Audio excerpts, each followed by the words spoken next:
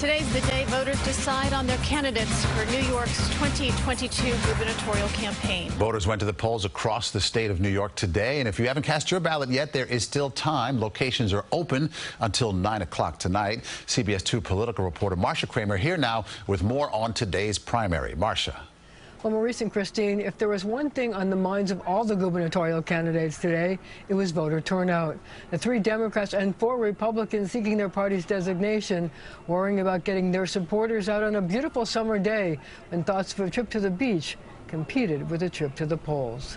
It's going to be a lower turnout all across the entire state. We'll see it on both the Republican side and Democratic side. You have a primary that's between school letting out last week, July 4th coming up next week. Long Island Congressman Lee Zeldin hoping that his designation as the official candidate of the Republican Party will get his supporters to the polls and provide the winning margin to allow him to take on Governor Kathy Hochul in the November election. Okay.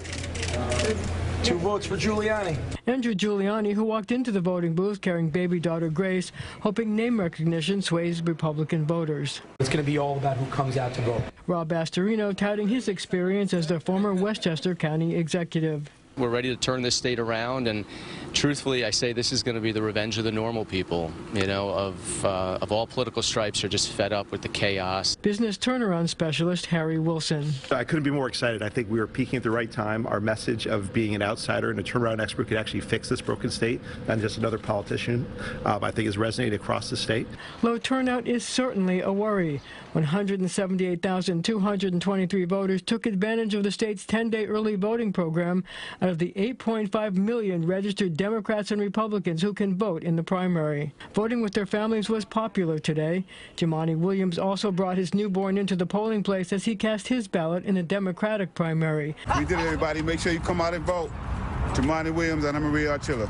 Peace and blessing, love and light. Tom Swazi's wife and kids also came along as he cast his ballot. There's going to be a remarkably low turnout today in this election. Everybody who shows up to vote will have a big voice in this race. I've got 9,000 contacts in my phone. I'm going to contact every single one and make sure they get out to vote today. Governor Kathy Hochul, who replaced Governor Andrew Cuomo when he resigned during a sexual harassment scandal, hoping to win a full 4-year term as the first woman ever to hold the post. It's a weight on my shoulders. It's one I embrace. I mean, I'm honored to be in this position, and I see a lot of mothers who want me to meet their little girls and say, this is the first woman governor, you can be her someday too, and that's all I want to do is open that door wide open.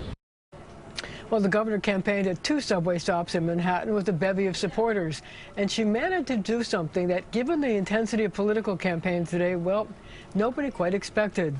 I'll tell you all about it coming up at 6. Maurice and Christine. Okay, that's a tease, Marcia. Thank you. And stay with CBS 2 and CBS News New York for complete coverage of the primary. We've got a voter's guide, including information on polling locations and more.